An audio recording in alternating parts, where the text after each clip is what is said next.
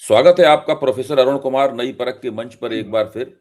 आज बजट का दिन था और जब बीए पास करने के दौरान मैं पत्रकारिता सीख रहा था अपने पिताजी की बहुत कड़ी निगरानी में, तो वो हमेशा बजट के दिन के लिए बड़ी तैयारियां करते थे।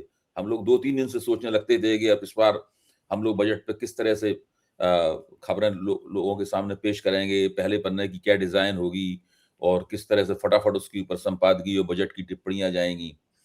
लेकिन आज निर्मला सीतारमण के बजट का भाषण देखकर तो मुझे लगता है कि चारों तरफ निराशा हुई। जो लोग बाज़ारवादी हैं उनको भी निराशा हुई और आम जनता को तो निराशा हुई ही, उससे कुछ भी प्राप्त नहीं हुआ। मध्य वर्ग को भी निराशा हुई। जो लोग स्टॉक मार्केट में पैसा लगाते हैं वो तो बिल्कुल मेरे ख्याल से उनकी तो बिल्कुल हवा ही निकल गई है। जो लोग फ्यूचर एंड ऑप्शंस में खेलते थे उनका भी बिल्कुल उनको भी लग रहा है जैसे उनसे कुछ छीन लिया गया है। तो इतनी ज्यादा ऐसा बजट क्यों पेश किया जिससे किसी की कोई उम्मीद नहीं पूरी पूरी हुई। यहाँ तक कि जो भारतीय जनता पार्टी के समर्थक पत्रकार और टिप्पणीकार थे जो टीवी पर दिन रात भाजपा के पक्ष में झंडा बरदारी करते रहते थे, वो भी बड़े निराश आ रहे थे। मतलब वो भी सरकार के ऊपर छींटाकशी करते हुए नजर आए। ऐसा क्यों हुआ? मुझे लगता है कि इस समय कहीं कुछ कन्फ्यूजन है सरकार में हम्म। कि क्या करना चाहिए, हम्म। क्योंकि स्थिति काफ़ी गंभीर है। हम्म। देश के बाहर ट्रम्प साहब ने जो सब किया है हम्म। उससे काफ़ी उथल-पुथल हुई है। हम्म। उसका असर हमारी अर्थव्यवस्था पे नेगेटिव है और पहले से ही एक परेशानी चल रही थी कि डिमांड की कमी थी, तो हम्म। वो डिमांड की कमी और ज़्यादा बढ़ रही है, हम्म। जिससे कि लगता है कि गड़बड़ है। तो हम्म। एक मौका था इसको डील करने का, हम्म। पर ये किया नहीं। अब ये किस लिए नहीं किया कि या तो ये समझते हैं कि चीज़ें अगर और बिगड़ जाएँ, तो हम्म। उस समय कुछ करें। अभी कुछ समझ नहीं आ रहा कि हम्म। क्यों इतना इनके दिमाग में कन्फ्यूज़न है या हम्म। किस बात का डर है कि वो जो हुँ, बोल्ड कदम उठाने चाहिए थे, वो बोल्ड कदम नहीं उठा रहे।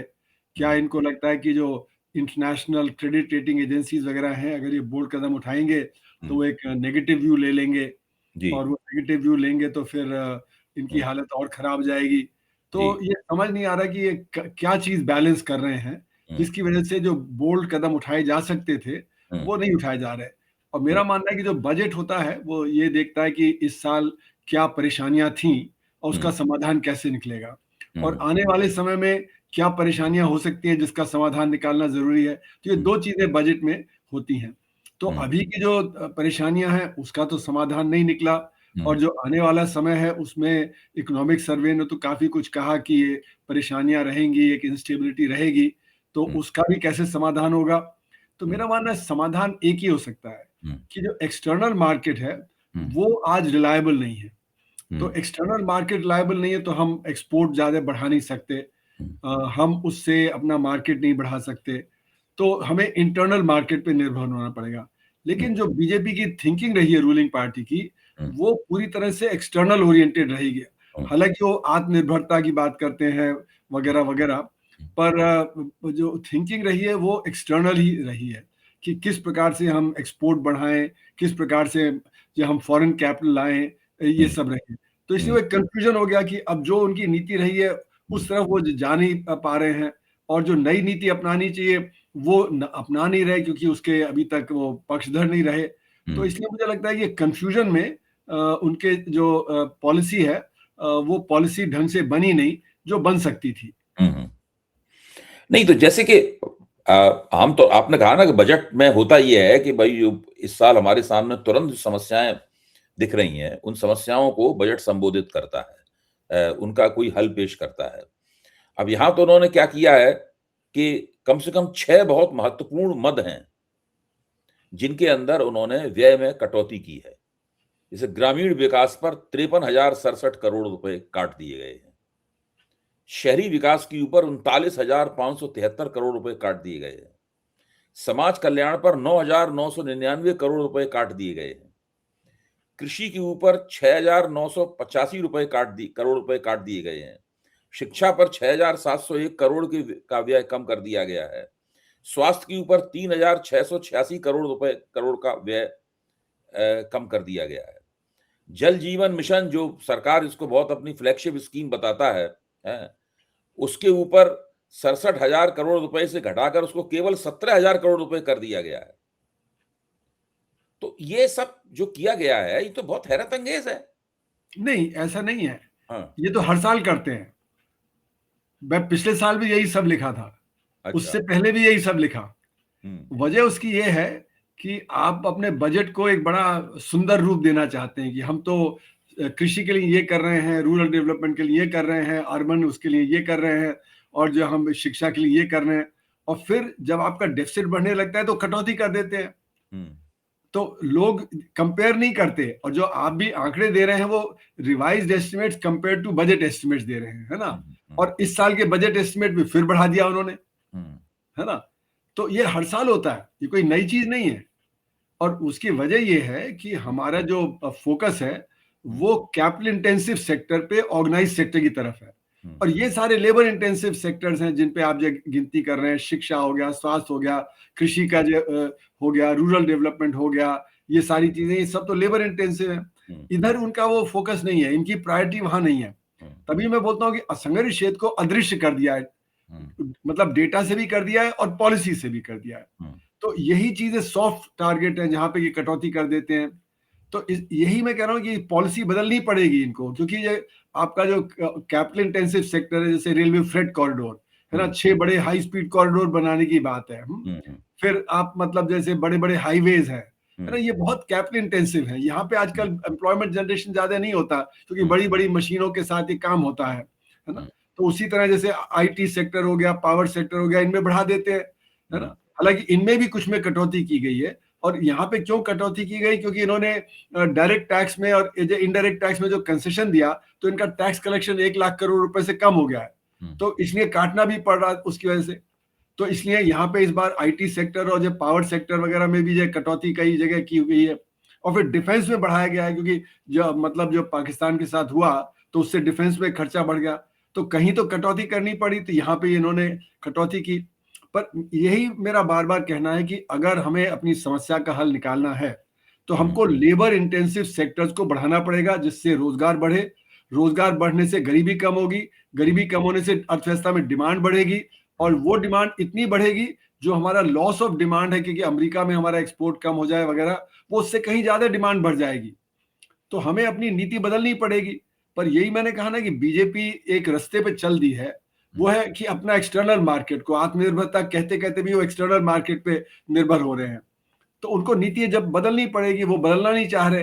अब क्यों नहीं बदलना चाह रहे समझ नहीं आ रहा है, क्योंकि अब बदलना कोई ऐसा वो बहुत ज्यादा नहीं है। क्या उनके ऊपर बाहरी दबाव बहुत है, बाहर के जो IMF, वर्ल्ड बैंक और इन सब के दबाव में वो काम कर रहे हैं, जिससे कि ये नीति नहीं बदल रहे। तो यही मैंने कहा ना, कंफ्यूजन है उनके, जो करना चाहिए वो नहीं कर रहे, जो नहीं करना चाहिए वही करे जा रहे हैं। अच्छा, पहली निगाह में देख के लगता है कि बड़े जोर शोर से ढोल मजीरे बजाकर मेक इन इंडिया कार्यक्रम शुरू किया गया था। जी हाँ। और उसके बड़े गुण गाए गए मेक इन इंडिया के, यानी कितनी बातें की गई, एक शेर बनाया गया हाँ। जो उसमें जी तमाम हाँ। सारी पुर्जों मशीनों से, से हाँ। चित्र से वो शेर बनाया गया। अच्छा, जब से मेक इन इंडिया शुरू हुआ है उसके बाद से तो जो व्यापार घाटा है भारत का वो दोगुना हो गया है। और हर साल वो व्यापार घाटा, ऐसा नहीं कि एक ही साल में दोगुना हुआ हो, कई साल से लगातार वो दोगुना हो रहा है और लगातार बढ़ता जा रहा है। एक्सपोर्ट बढ़ना चाहिए था मेक इन इंडिया के कारण, एक्सपोर्ट तो बढ़ नहीं रहा है भारत का। बढ़ भी रहा है तो वो बहुत ही नॉमिनल, बहुत ही न्यूनतम किस टर्म्स में है, उससे कोई अर्थव्यवस्था को कोई फायदा नहीं हो रहा है। इसके इसके विपरीत बढ़ता हुआ व्यापार घाटा बताता है कि आपका इंपोर्ट लगातार बढ़ रहा है, आपका आयात लगातार बढ़ रहा है, और ये इकोनॉमी एक्सपोर्ट ओरिएंटेड इकोनॉमी होने की बजाय जो इनका घोषित लक्ष्य है, अभी से नहीं है, 1990 से चला आ रहा है, लेकिन मोदी जी की 11 साल हम लोग सामने रखकर चलते हैं। 11 साल बहुत होते हैं किसी सरकार के लिए अपनी छाप लगाने के लिए अर्थव्यवस्था पर। उसकी बजाय मोदी जी ने तो बिल्कुल इंपोर्ट ओरिएंटेड इकोनॉमी बना दी है। तो ये सब जो हो रहा है और ये सब होता रहता है, इसके बावजूद भी बड़ी-बड़ी बातें जो है वो लोग, ये लोग कर रहे हैं लगातार, और ना आंकड़ों में किसी भी तरीके से वो इसका बचाव नहीं कर सकते। देखिए, ऐसा है कि मेक इन इंडिया एक तरह से कहा जाए तो इंपोर्ट को सब्स्टिट्यूट करने की बात है। इतना एक्सपोर्ट का नहीं है जितना कि आप मतलब जो भारत में ही बनाएंगे तो बाहर से कम खरीदेंगे। हो रहा है उल्टा। इंपोर्ट सब्स्टिट्यूशन भी तो नहीं हो रहा है। वही ना, वो हो रहा है उल्टा, क्योंकि आपका इंपोर्ट बढ़ गया, आपका डेफिसिट बढ़ गया, आप उतना एक्सपोर्ट नहीं कर पा रहे। एक्सपोर्ट करने के लिए आपको टेक्नोलॉजी चाहिए। वो टेक्नोलॉजी हमारे पास नहीं है कि जिससे हम चाइना से compete कर पाए। चाइना का तो आप देखिए तो कितना ज्यादा ट्रेड सरप्लस है। मतलब इस बार तो आप समझिए कि इतना ट्रम्प के टैरिफ वगैरह के बावजूद उनका $900 बिलियन से $1.2 ट्रिलियन हो गया उनका ट्रेड सरप्लस। उनका ट्रेड सरप्लस बढ़ता जा रहा है क्योंकि वो दुनिया में टेक्नोलॉजी के चलते हुए और उतना सस्ता माल सप्लाई कर देते हैं कि सब जगह उनका। हमारे यहाँ भी $100 बिलियन का हमारा डेफिसिट है, ट्रेड डेफिसिट। हालांकि हम उसको दुश्मन देश मानते हैं, हम नहीं इंपोर्ट करना चाह रहे वहां से चीजें, लेकिन हमको भी बाध्य है कि अगर हमको एक्सपोर्ट भी करना है तो उनसे सस्ती चीजें लेनी पड़ेंगी। तो हमारी स्ट्रैटेजी सही नहीं है। देखिए, अगर हमको ये मेक इन इंडिया करना है, हमको जो इंपोर्ट सब्स्टिट्यूशन करना है, तो हमें टेक्नोलॉजी डेवलप करनी पड़ेगी। अब टेक्नोलॉजी डेवलप करने के लिए R&D पे खर्च करना पड़ेगा, R&D के लिए हायर एजुकेशन पे करना पड़ेगा। अब हम जैसे इस बजट में 5 यूनिवर्सिटी टाउन्स की बात कर दी, पर जो आपकी एग्जिस्टिंग अच्छी यूनिवर्सिटी है उनको तो डिस्ट्रॉय कर रहे हैं आप। तो जब तक आपकी फिलॉसफी नहीं बदलेगी तो ये 5 यूनिवर्सिटी बना के भी क्या करेंगे आप? वो भी नहीं काम करेंगी। और फिर मतलब कि जो R&D कैसे होता है, R&D के लिए खुली छूट मिलनी चाहिए। आप तो हर जगह अपनी आइडियोलॉजी थोप देते हैं कि इस आइडियोलॉजी से ही चीजें चलेंगी, तो उससे तो फिर जब खुली छूट नहीं मिलेगी तो फिर रिसर्च नहीं होगी। रिसर्च का मतलब होता है कि आप तरह तरह की चीजें, नई चीजें ट्राई करते हैं। जैसे अगर आप अमेरिका में या चीन में हैं तो आप नई नई चीजें ट्राई करते हैं, कुछ चीज सक्सीड करती है, कुछ फेल करती है। तो इसके खुली छूट होनी चाहिए। जहां खुली छूट नहीं होगी तो R&D भी ठीक नहीं होगा। तो स्ट्रैटेजी हम कह देंगे मेक इन इंडिया, पर उसके पीछे स्ट्रैटेजी क्या होनी चाहिए? स्ट्रैटेजी होनी चाहिए R&D पे खर्चा, उस पर स्ट्रैटेजी होनी चाहिए हायर एजुकेशन, यूनिवर्सिटीज को खुली छूट, स्कूल बेहतर, जिससे कि अच्छे मतलब स्कूल से बच्चे निकलेंगे तो वो हायर एजुकेशन में जाएंगे, वही R&D करेंगे। हमने तो स्कूलों को भी डेसिमेट कर दिया, यूनिवर्सिटीज को भी डेसिमेट कर दिया, और R&D पे हमारा खर्चा 0.6% GDP का है, जो कि बहुत ही कम है। तो इसलिए आपको एक पूरी स्ट्रैटेजी चाहिए। यही मेरा मानना है कि हर चीज में हम अनाउंस कर देते हैं पर स्ट्रैटेजी कहाँ है? तो यूनिवर्सिटीज अनाउंस कर दी तो स्ट्रैटेजी कहाँ है? अब महिलाओं के लिए स्कीम अनाउंस कर दी, पर महिलाओं को हम किस प्रकार से ट्रीट कर रहे हैं आज, गर्ल चाइल्ड को किस प्रकार से ट्रीट कर रहे हैं? क्या हम उनको जो मतलब जो उनका हुदा होना चाहिए, जो उनकी जो समानता होनी चाहिए, क्या हम वो दे रहे हैं उनको? तो अगर वो नहीं करेंगे तो जो ये तो सिर्फ अनाउंसमेंट हो जाते हैं। तो अभी आप देखेंगे कि इस बजट में भी स्पीच में ढेर सारे अनाउंसमेंट है। हम आर्टिफिशियल इंटेलिजेंस में कर देंगे, महिलाओं के लिए कर देंगे, किसानों के लिए कर देंगे, MSME के लिए कर देंगे, लेकिन उसके साथ प्रावधान क्या रख रहे हैं आप? कितना आप एक्सपेंडिचर करेंगे उसमें? आप अनाउंस कर दें और एक्सपेंडिचर नहीं है या उसका रोड मैप नहीं है तो वो तो कुछ अचीव नहीं करेगा। तो इसलिए मेरा मानना है कि अगर कोई भी चीज अनाउंस हो, उसके साथ साथ एक्सपेंडिचर और पूरी की स्कीम होनी चाहिए कि हम इस तरह से स्कीम को चलाएंगे। अगर वो नहीं होगा तो फिर आप उस अनाउंस कर देंगे, कुछ उसका होगा नहीं। अब जैसे PLI स्कीम की आपने मैन्युफैक्चरिंग के बारे में कहा, तो PLI स्कीम किया कि हम जो अगर आप ज्यादा उत्पादन करेंगे तो आपको ये बेनिफिट मिलेगा वगैरह वगैरह। तो 6 साल में आपने अनाउंस कर दिया कि हम 1,76,000 करोड़ रुपए खर्च करेंगे, है ना? अब 4 साल में तो आपने 20,000 करोड़ खर्च किया, बाकी 2 साल में क्या आप 1,56,000 करोड़ खर्च कर देंगे? स्किल मिशन, अब स्किलिंग के भी मतलब कितने लोगों को स्किल किया, और जिनको स्किल किया भी उनमें से कितनों को काम मिला? बहुत कम लोगों को मिली, बहुत कम लोगों को। फिर आपने एम्प्लॉयमेंट की बात कर दी कि कॉर्पोरेट सेक्टर जो 500 जो बड़े कॉर्पोरेट वो करेंगे, है ना, हर 1 करोड़ हर साल, वो 10,000 भी नहीं हो रहे लगता है। तो मतलब कि हम अनाउंस बहुत कर देते हैं, है ना, पर लेकिन वो अचीव नहीं होता है क्योंकि हमारे पास वो वर्क आउट नहीं है क्या क्या करना है। तो सिर्फ अनाउंसमेंट से नहीं होता, उसकी पूरी स्कीम होनी चाहिए, उस पर कितना खर्च होगा, उसका आप खर्च करेंगे तब जाके होगा। और यहाँ तो आप देखिए बजट के जो स्पीच में बहुत सारी चीजें अनाउंस की, पर उसके बारे में कितना खर्च है? अच्छा, खर्चा भी जब होता है तो अक्सर वो बैंक से लोन लेके होता है, वो बजट से नहीं आता। अच्छा, दूसरी बात ये कि आप फिर 5 साल की स्कीम अनाउंस कर देंगे कि हम 10,000 करोड़ खर्च कर रहे हैं, पर वो 5 साल में कर रहे हैं, तो इस साल तो नहीं कर रहे हैं ना, और लगता है कि बहुत सारा हमने कर दिया। तो इस तरह बड़ी सारी ट्रिक्स होती है कि बजट को एक बड़ा लोक लुभावन बना दें। तो इसीलिए मैं बार बार पिछले 20 साल से कह रहा हूं कि हाथी के दांत खाने के और होते हैं, दिखाने के और होते हैं। तो हम दिखा तो बहुत कुछ देते हैं, पर वो होता नहीं है बजट में। लेकिन इस बार बजट में तो लग रहा है कि हाथी के पास ना दिखाने के दांत हैं ना खाने के दांत हैं। खाने के दांत तो पहले भी नहीं थे, इस बजट में लगता है दिखाने के भी दांत नहीं है। नहीं, जैसे कि दिखा तो रहे हैं वो सारी चीज़ें ना, नहीं महिलाओं वो के लिए और ये आर्टिफ़िशियल इंटेलिजेंस के लिए और इसके लिए, उसके लिए, वो दिखाने के लिए तो आप कुछ भी लेकिन बोल वो दीजिए पहली ना। नज़र में ही लगता है कि ये बिल्कुल खोखला है, बिल्कुल। मतलब जो जो उन्होंने घोषणाएँ भी की हैं, वो घोषणाएँ जैसे पिछले बजटों में बहुत सारी घोषणाएँ इतनी आकर्षक लगती थीं, जो आदमी सोचने में मजबूर हो जाता था कि ये कुछ कर गुज़रना चाहते हैं। इस बार तो बिल्कुल कर गुज़रना भी नहीं चाहते, यहाँ तक कि जो सदन के अंदर भी लोग उबासियाँ ले रहे थे और लोगों की दिलचस्पी नहीं थी उनकी पूरे निर्मला सीतारमण के बजट के भाषण में। यहाँ तक कि मैंने तो सुना है कि वो समय से पहले उसके अंदर शायद उसका प्रसारण वगैरह भी बजट का रोक दिया गया। अच्छा।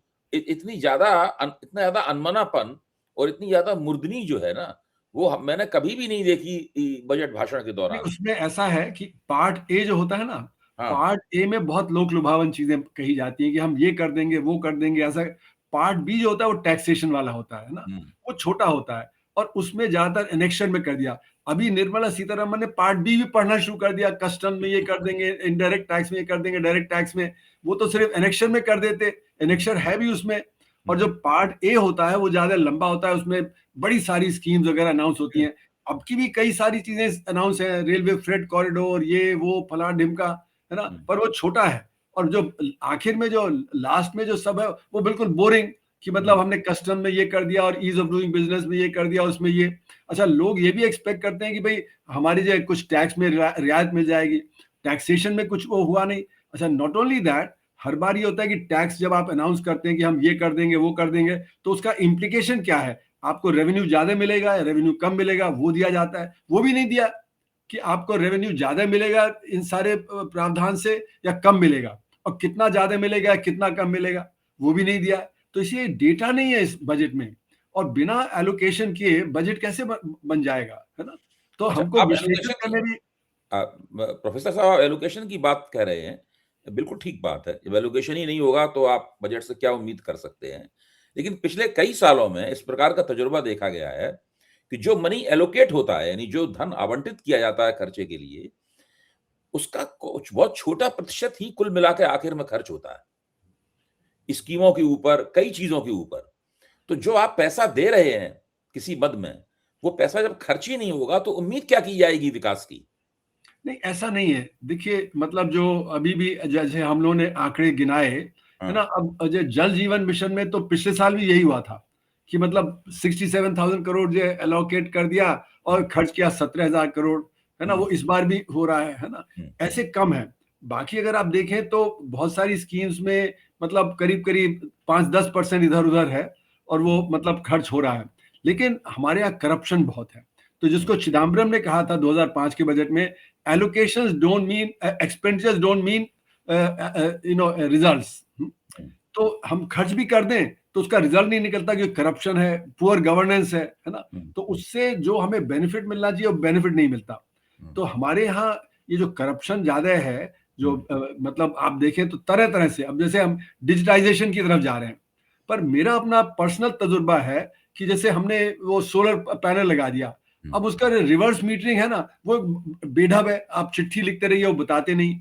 हुँ, एनडीएमसी में प्रॉपर्टी टैक्स के लिए वो तब आपको लेटर भेजेंगे जब उसकी डेट निकल जाएगी, हुँ, है ना? मैंने इस बार स्पीड पोस्ट का वो नोट किया हुँ, कि वो ड्यू डेट के अगले दिन पोस्ट किया गया है। हुँ, तो आपको ड्यू डेट पे मिलेगा नहीं, आप ड्यू डेट पे नहीं कर पाएँगे। हुँ, आप चिट्ठी लिखेंगे, उसका वो जवाब नहीं देंगे, है हुँ, ना? पानी का बिल पानी का बिल मतलब एक साथ बड़ा सारा भेज दिया, उसके हुँ, पहले पानी का बिल नहीं आया। तो मतलब जो ईज़ ऑफ डूइंग बिज़नेस होना चाहिए, ईज़ हुँ, ऑफ लिविंग होना चाहिए, वो ये डिजिटाइज़ेशन से नहीं हो रहा।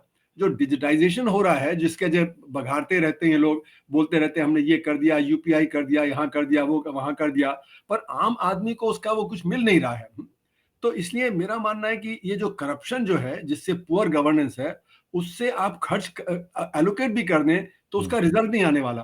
तो जैसे शिक्षा है, अगर हुँ, आपने शिक्षा में पैसा दिया और स्कूल नहीं बना, स्कूल की बिल्डिंग वो डिस्ट्रिक्ट मजिस्ट्रेट ने ऑक्यूपाई कर ली, तो स्कूल कहाँ से चलेगा?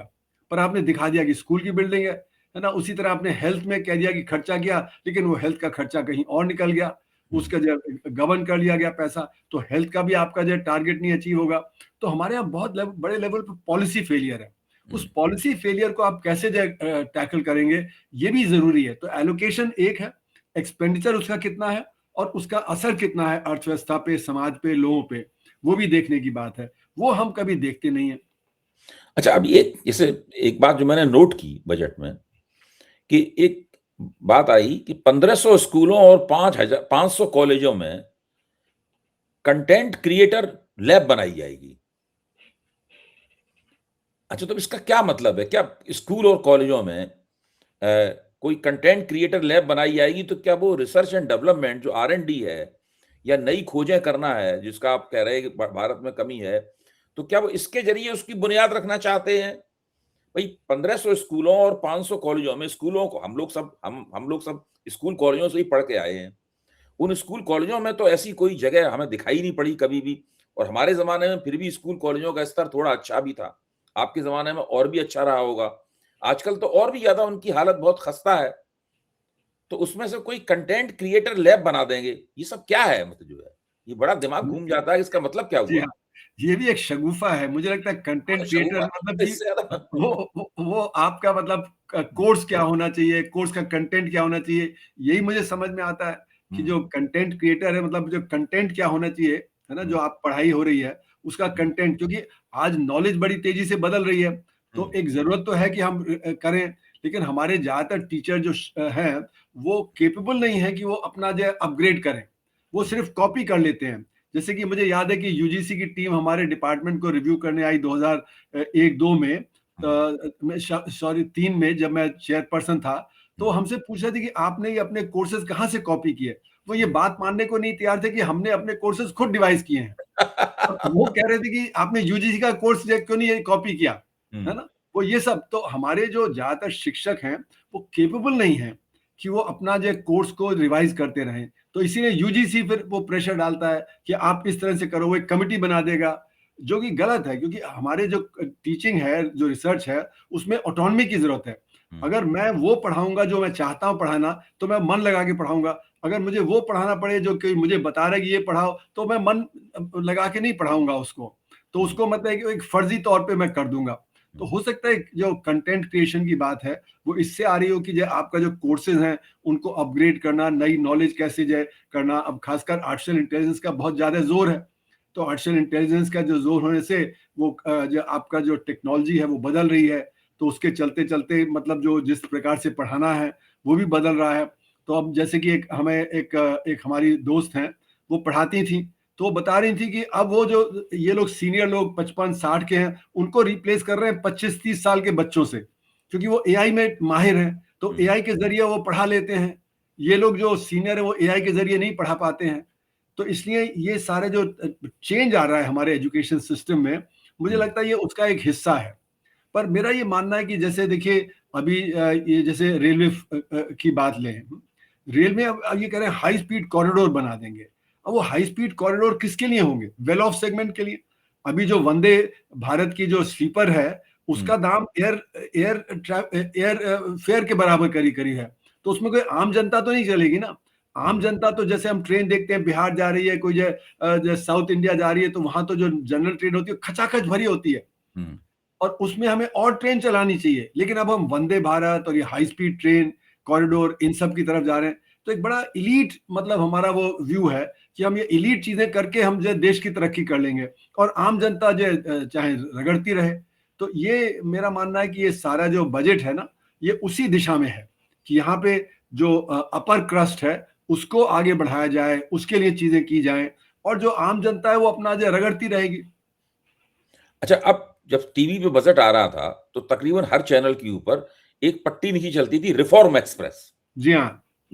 तो अब ये रिफॉर्म कौन-सा ऐसा उन्होंने कदम उठाया, जिसको माना जाए कि रिफॉर्म एक्सप्रेस चला रहे हैं? अब रिफॉर्म का नाम तो मैं सुन रहा हूँ, 1990 से ही सुन रहा हूँ रिफॉर्म का नाम लगातार। कुछ रिफॉर्म हुए भी थे उस वक़्त। रिफॉर्म क्या मतलब नीतियाँ नहीं, बदली गई जी थी हाँ। आ और लेकिन आप उसको सही अब कह रहे हैं कि रिफॉर्म कहते हैं उनको। रिफ़ॉर्म लेकिन का मतलब क्या है? अब रिफॉर्म एक्सप्रेस क्या हो रही है? नहीं, रिफ़ॉर्म एक्सप्रेस और तो इस वो सरकार पे लगातार आरोप लगाते रहते हैं बाज़ारवादी कि ये रिफॉर्म नहीं कर रही है सरकार। हाँ, नहीं तो ये क्या है कि रिफ़ॉर्म एक्सप्रेस तो उन्होंने निर्मला सीतारमण ने कह दिया ना, हमने 350 चीज़ों में बदलाव लाए हैं, जब हुँ, से हम आए हैं। लॉज़ में जो मतलब जैसे कि इनकम टैक्स रेट हमने कम कर दिया, हमने जो जीएसटी का रेट काट दिया, है ना, ये सारी चीजों को फिर लेबर में कर दिया। तो इनका मतलब है प्रो बिजनेस। आज रिफॉर्म से मतलब है कि आप प्रो बिजनेस क्या कर रहे हैं। तो आप जैसे लेबर में आपने कर दिया कि ये जो रूरल एम्प्लॉयमेंट गारंटी स्कीम है उसको आपने रिप्लेस कर दिया वीबीजी रामजी से। तो वीबीजी रामजी क्या है कि वो लेबर को और आप जो वेजेस उसकी कम करें, जो रूरल वेजेस हैं। आपके लेबर कोड क्या है कि ट्रेड यूनियन मूवमेंट कमजोर होगी तो जो ऑर्गेनाइज लेबर का भी जो वेजेस कम हो जाएगा, और जिससे कि आपका प्रॉफिट बढ़ जाएगा, जिससे कि आपका एक्सपोर्ट बढ़ेगा। तो रिफॉर्म का मतलब है प्रो बिजनेस पॉलिसी। तो बिजनेस भी यही कहता है कि रिफॉर्म नहीं किया मतलब कि आपने हमारे हक में जो पॉलिसी नहीं की, वो कहता है आप हमें इंसेंटिव दीजिए। तो ये जो इंसेंटिव देना है और जो प्रो बिजनेस करना है उसको रिफॉर्म कहा जाता है। जो पहले मीनिंग होती थी रिफॉर्म इनके की, करने से बाहर बिजनेस के वाले भी तो कंट्री। खुश नहीं है, वो भी तो हाँ, कोई ऐसा कोई तीर नहीं मार रहे, कोई नहीं इन्वेस्टमेंट भी नहीं कर रहे। नहीं नहीं, वो देखिए, ये कलेस्की ने समझाया था कि जब ये होता है सारा, तो ये एक तरीका होता है बिजनेस को और ज्यादा कंसेशन लेने का। अच्छा। जब डिमांड कम है तो इन्वेस्टमेंट कम कर रहा है, पर वो कहेगा कि आप इंसेंटिव दीजिए तो हम और इन्वेस्ट करेंगे। पर इंसेंटिव उनको मिला, जैसे कॉर्पोरेट टैक्स रेट कट किया गया 2019 में, पर इन्वेस्टमेंट नहीं बढ़ा, क्योंकि इन्वेस्टमेंट तो तब बढ़ेगा जब डिमांड होगी। वो जो कह रहे हैं इंसेंटिव दीजिए, वो सप्लाई साइड कह रहे हैं कि आप हमें इंसेंटिव दीजिए तो हम और करेंगे, पर वो तब तक नहीं करेंगे जब तक डिमांड नहीं। तो समस्या डिमांड साइड है ना कि सप्लाई साइड। उसको वो सप्लाई साइड को वो डिमांड साइड वो कंफ्यूज कर रहे हैं। तो इसलिए मेरा मानना है कि ये जो नीतियां हैं, ये नीतियां आज जो रिफॉर्म है वो रिफॉर्म सिर्फ प्रो बिजनेस रिफॉर्म है। जिनको ऑलरेडी समाज में बहुत मिला हुआ है वो और चाहते हैं रिफॉर्म होना चाहिए, जिनके पास नहीं है उनको मिले, वो उसको मैं, तो इसलिए मैं इसको रिफॉर्म नहीं बोलता, इसको मैं डिफॉर्म बोलता हूँ। तो रिफॉर्म जब ये जो जो इन्होंने जो फार्मर्स के लिए जो किया कि हम ये कर देंगे वो कर देंगे, तो उसको रिफॉर्म कहा। तो वो मैं उसको कहा कि वो डिफॉर्म है, वो रिफॉर्म नहीं है। तो हम लोग तो इसके खिलाफ 1991 से लड़ रहे हैं। तो हम लोग ने ऑल्टरनेट बजट बनाया 93, 94, 94, 95 में, और ये हमने कहा कि ये रिफॉर्म नहीं है, ये तो प्रो बिजनेस, जिनको समाज ने बहुत मिला है वो और चाहते हैं, जिनको नहीं मिला है वही पिस रहे हैं। तो इसका उल्टा होना चाहिए, इसको तो डिफॉर्म कहना चाहिए ना कि रिफॉर्म। अब एक जिज्ञासा और थी कि जो एसटीटी है, सिक्योरिटी ट्रांजैक्शन या टैक्स है, इसको बढ़ाया है इन्होंने, तो बढ़ाने की मतलब 0.02 से बढ़ाकर 0.05% कर दिया। अच्छा, उसके बाद ऑप्शंस प्रीमियम और एक्सरसाइज पर भी एसटीटी को बढ़ाकर 0.15 कर दिया, 0.1 से 1.5 कर दिया। तो ये पहली बात तो ये क्या है? इसको थोड़ा नई नई परख के दर्शकों को बताइए। और इसकी वजह से स्टॉक मार्केट में बहुत ज़्यादा गिरावट देखी गई, 1500 अंक स्टॉक मार्केट गिर गया, निफ्टी भी गिरा, सेंसेक्स भी गिरी। तो ये है क्या ये एसटीटी? ये मतलब सिक्योरिटीज ट्रांजैक्शन टैक्स, मतलब कि आप जब कोई खरीद फरोख्त करते हैं तो उसकी जो वैल्यू होती है उस वैल्यू पे टैक्स लग जाता है। यानी कि अगर आपने 1000 रुपए का ट्रांजैक्शन किया तो उस पे 0.01% अगर लगा तो आपको 1 रुपया उस पे देना पड़ेगा टैक्स, है ना। तो ये जो सिक्योरिटीज ट्रांजैक्शन टैक्स होता है, ये स्पेकुलेशन को थोड़ा कम कर देता है। क्योंकि अगर आपने जैसे कि कोई चीज बेची और उस पे 10 रुपए आपने कमाया, और उस पे 10 रुपए पे आपका, क्योंकि वो ट्रांजैक्शन तो हुई 10,000 रुपए की, तो उस पे आपका 2 रुपया 3 रुपए टैक्स लग गया, तो आपका रेट ऑफ रिटर्न कम हो गया। उस पे 10 रुपए का जो बचा 7 रुपए, तो 7% ही रिटर्न हुआ। तो जब ये सिक्योरिटीज ट्रांजैक्शन टैक्स बढ़ गया तो इसका मतलब कि जो प्रॉफिट आप उससे कमा रहे हैं ट्रांजैक्शन से, वो कम हो जाएगा। और जब प्रॉफिट कम हो जाएगा तो इसलिए उसको नेगेटिवली लिया जा रहा है। तो ये लोग ये कह रहे थे कि ये सिक्योरिटीज ट्रांजैक्शन टैक्स अगर बढ़ाया था तो साथ में कैपिटल गेन्स टैक्स कम कर देना चाहिए था, क्योंकि अभी कैपिटल गेन्स टैक्स भी है और सिक्योरिटी ट्रांजैक्शन टैक्स भी है। तो जो स्पेकुलेशन स्टॉक मार्केट में, तो स्पेकुलेशन सट्टा बहुत चलता है। तो सट्टा में आपकी वैल्यू मतलब ट्रांजैक्शन की बहुत होती है, पर प्रॉफिट थोड़ा सा होता है। तो वो थोड़ा सा प्रॉफिट अगर घटा तो फिर वो जो स्पेकुलेशन जो सक्सेसफुल नहीं होगा। तो इसलिए वो स्पेकुलेटिव एक्टिविटी कम हो जाती है। वो स्पेकुलेटिव एक्टिविटी कम होने से फिर क्या होता है कि जो ये ट्रांजैक्शंस भी कम हो जाती हैं। तो इसीलिए जो स्टॉक मार्केट वगैरह में गिरावट है, क्योंकि जो ये डेरिवेटिव्स वगैरह होते हैं ये एक अंडरलाइंग एसेट पे होते हैं। मतलब कि आपका स्टॉक मार्केट कितना बढ़ेगा या घटेगा, कौन से जो स्टॉक कितना बढ़ेगा घटेगा, उस पर स्पेकुलेशन हो रहा है। मतलब स्टॉक पे आप नहीं खरीद बेच कर रहे, आप उसके स्टॉक के बढ़ने घटने के ऊपर स्पेकुलेट कर रहे हैं। तो इसलिए वो मतलब ट्रांजैक्शन बहुत बड़ी होती है, लेकिन उसका प्रॉफिट बहुत थोड़ा होता है।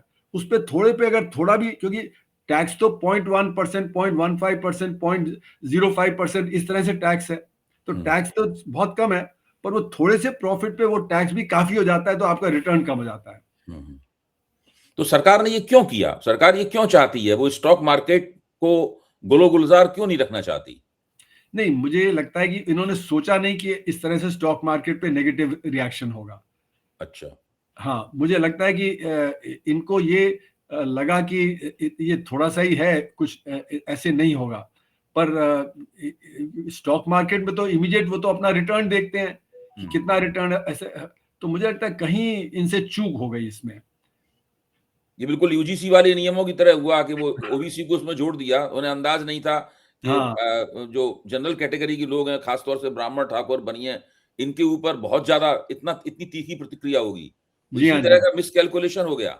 लगता है मुझे कि ये मिसकैल्कुलेशन में इन्होंने कर दिया, क्योंकि इनकी कोई वो नहीं है कि ये स्टॉक मार्केट को डिक्लाइन डाउन करें। ये तो चाहते हैं स्टॉक मार्केट और बढ़े, क्योंकि ये तो बजट का सक्सेस देखते हैं स्टॉक मार्केट बढ़ने घटने से, और इसीलिए सारे जो फाइनेंशियल इंस्टीट्यूशन वगैरह होते हैं उन पे दबाव डालते हैं सरकारी इंस्टीट्यूशन पे कि स्टॉक मार्केट गिरे नहीं बजट के समय।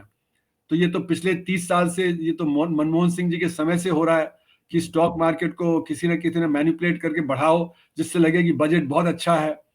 तो बजट के जो तो आपकी ये सक्सेस। बात बिल्कुल सही है कि ये काफ़ी भ्रमित हैं, दिशाहीन हैं। जी इनको हाँ, कुछ समझ में नहीं आ रहा है और इस चक्कर में अपने ही हितों और अपने ही जो उनकी पहले से तय की गई तिकड़में हैं, उन तिकड़मों को भी भूल गए हैं। जी हाँ, बिल्कुल। तो मतलब ये तो ट्रम्प साहब का बड़ा गहरा असर हुआ भाई। ट्रम्प साहब के जो उन्होंने मिसाइलें दागी इनकी ऊपर टैरिफ की, तो उसकी इससे उनकी ये हालत हो गई है कि वो कुछ भी ठीक तरीके से सोचना, बिल्कुल डिसओरिएंटेशन हो गया, बिल्कुल एकदम पटरी से उतर गया दिमाग। नहीं, ऐसा है कि देखिए, ये तो मैं कह रहा हूँ कि नोटबंदी के समय से ये पटरी से उतर रहे हैं। हुँ, अभी आप देखें कि ये पैंडेमिक के पहले ही जो हुँ, हमारा रेट ऑफ ग्रोथ था अर्थव्यवस्था का, वो हुँ, 8% से गिर के 3.1% हो गया था पैंडेमिक के पहले ही। हुँ, तो ये हमारी अर्थव्यवस्था में डिमांड की समस्या बढ़ती जा रही है, क्योंकि जो गैर बराबरी है, इनइक्वालिटी, वो बढ़ती जा रही है। हुँ, तो इनको ये तो पॉलिसी रिवर्स करनी चाहिए, क्योंकि बेरोजगारी भी बढ़ी है, जो गरीबी भी, हालांकि ये कहते रहते हैं गरीबी कम हो गई, पर मेरा मानना है कि अगर आप जो ठीक से उसको नापें तो गरीबी तो बढ़ती जा रही है। हुँ, क्योंकि गरीबी की परिभाषा हमने 2004 के बाद नहीं दी, तो हुँ, आज के गरीबी की परिभाषा के हिसाब तो गरीबी भी बढ़ रही है। हुँ, तो ये अपने आप को भ्रमित रख रहे हैं, है हुँ, ना, कि ये कहते हैं नहीं सब ठीक हो रहा है, पर नोटबंदी के समय से ही गड़बड़ हो रहा है। हुँ, तो ये भ्रम में जी रहे हैं, हुँ, और ट्रंप ने जो किया वो भ्रम और ज्यादा बढ़ गया, क्योंकि हुँ। अब वो कंफ्यूज भी हो गए कि ट्रंप को कैसे डील करें। तो भ्रमित तो थे ही, ट्रंप ने इनको और ज्यादा परेशानी में डाल दिया। अब जैसे कि पीयूष गोयल हैं, तो हाँ, उनका एक बयान आया, मेरा दिल कह रहा है कि अमेरिका से ट्रेड डील होने ही वाली है। हाँ, मतलब इस प्रकार की बात जो है, जैसे कि लोग आमतौर पर ड्राइंग रूम में बैठकर ऐसी कयासबाजी अपनी ज़िंदगी के बारे में करते हैं, कि मेरा दिल कह रहा है कि कुछ अच्छा होने वाला है और ट्रेड डील होने ही वाली है। तो इस प्रकार की बात कर रहे हैं। इससे यही लगता है कि वास्तव में इनको लगता है कि अगर अमेरिका से ट्रेड डील हो जाए, तो एक बहुत बड़ा ब्रेक थ्रू हो जाएगा और उसके बाद सब स्थितियाँ ठीक होनी शुरू हो जाएँगी। बिल्कुल और सही वहीं बात पे है। निर्भर सारे अंडे उन्होंने ट्रम्प की टोकरी में रख दिए हैं। खैर वो तो रखे हैं, पर लेकिन अब जैसे ये जो इंडो यू ट्रेड डील कर लिया है, ब्रिटेन के साथ कर लिया है, कुछ वो कतार के साथ कर लिया है, ये कोशिश में लगे हुए हैं कि हुँ, कैसे जो ट्रंप का असर है उसको कम करें। हुँ, पर इनका मंशा तो यही है कि भाई सबसे बड़ा मार्केट तो अमेरिका ही है, और हुँ, अमेरिका के साथ अच्छे संबंध करना इनका जो प्राथमिकता है। हुँ, तो कोशिश तो इनकी चलती रहेगी कि ये अमेरिका के साथ भी कुछ ना कुछ करें। पर ट्रंप तो हर एक से बड़े एडवर्स टर्म्स ले रहा है। हुँ, मतलब यू से भी अगर आप देखें तो हुँ, यू तो उसका क्लोजेस्ट ट्रेडिंग पार्टनर है, पर लेकिन अमेरिका ने उनसे भी सारे जो नेगेटिव जो वो लिए हैं, कि मतलब आपका एक्सपोर्ट पे हम 15% लगाएंगे, पर हमारे एक्सपोर्ट पे आप 0% लगाएंगे। आप हमारे यहाँ $600 बिलियन का इन्वेस्टमेंट करेंगे, है ना, तो वो सबसे कंसेशन ले रहा है। तो हुँ, भारत से भी वो कंसेशन लिए बिना नहीं करेगा, और जो वो कंसेशन चाहता है वो हमें देना जरा मुश्किल हो रहा है, क्योंकि हमारा कृषि का मार्केट ओपन करना, रूस के साथ हमारे संबंध हमें घटाना, तो इस समय वो हम नहीं करना चाहते। अब तो हम कोशिश में हैं कि रूस और चीन से भी थोड़े हमारे संबंध संभल जाएँ, क्योंकि अब हमें झटका जो दिया उन्होंने, तो ये है। तो इसलिए बहुत ही कन्फ्यूज़ स्थिति है कि हम कहाँ जाएँ? अमेरिका के साथ करना चाहते हैं, रूस के साथ, चीन के साथ करना पड़ रहा है। तो ये एक बहुत कन्फ्यूज़ स्थिति है। वो इंटरनल इकोनॉमी पे भी और एक्सटर्नल रिलेशंस दोनों की बड़ी कन्फ्यूज़ स्थिति है।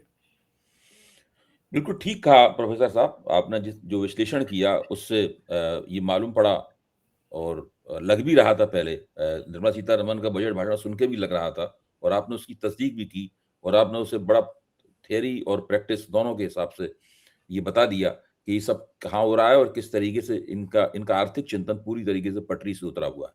बहुत-बहुत धन्यवाद। अभी तो इस बजट के ऊपर और प्रतिक्रिया आएँगी और भी देखते हैं कि बाज़ार का और ख़ास तौर से वित्त बाज़ार का इनके ऊपर क्या प्रतिक्रिया होती है। फ्यूचर्स और ऑप्शंस पे जिन्होंने टैक्स बढ़ाया है और वो उन्होंने गलतफ़हमी मुग़ालते में बढ़ के बढ़ा दिया है, ये बिल्कुल आपकी एक नई बात है बिल्कुल।